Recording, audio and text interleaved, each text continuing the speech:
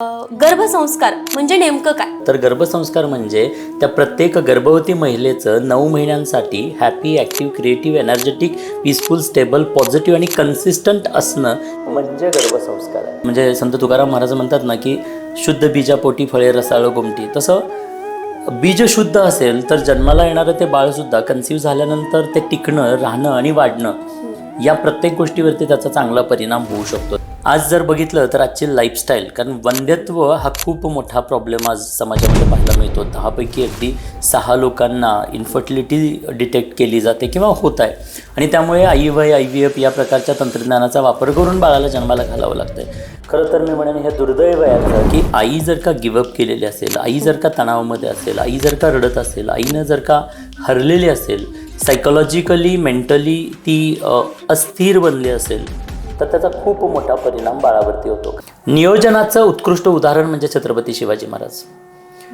जन्माला यायच्या आधीच ठरलेलं होतं की नेमकं जन्माला कशासाठी यायचं आहे, जन्माला आल्यानंतर नेमकं काय करायचं आहे, जन्माला आल्यानंतर कोणत्या गोष्टींचं शिक्षण घ्यायचं आहे, इथंपर्यंत कंप्लीट नियोजन जर कोणाचं केलं गेलं असेल तर ते म्हणजे छत्रपती शिवाजी